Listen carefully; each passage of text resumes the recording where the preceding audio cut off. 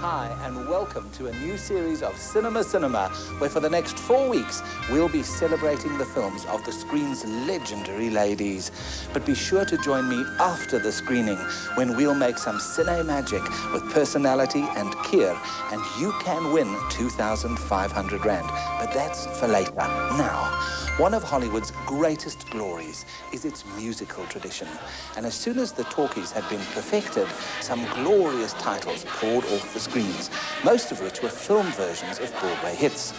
But sometimes the demand for new movie musicals outstripped the supply, and ingenious producers ransacked their unmade scripts to find the stuff from which a new musical could be made. That's exactly what happened when they created There's No Business Like Show Business in 1954. Business like show, business like no, business I know. Everything about it is appealing, everything the traffic will allow. Nowhere can you get that happy feeling when you are stealing that extra bow. Marilyn Monroe had become 20th Century Fox's biggest star attraction. The public could not get enough of her, even though the studio had churned out 4 movies for her in 2 years.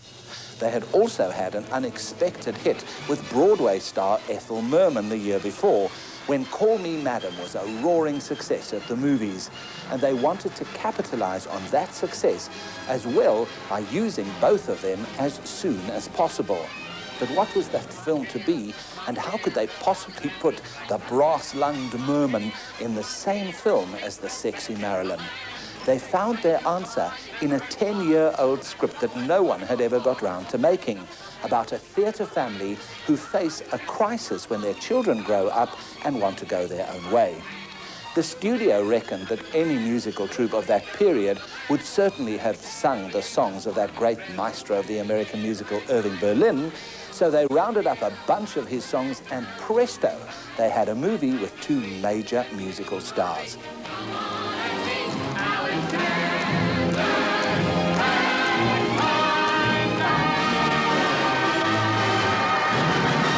In the roles of the children, they cast the brilliant dancer Donald O'Connor, who played the family's eldest son. The enchanting Mitzi Gaynor and the young pop star Johnny Ray were the other 2. Ethel Merman was the roaring stage mama, and Dan Daly was her steady, reliable husband.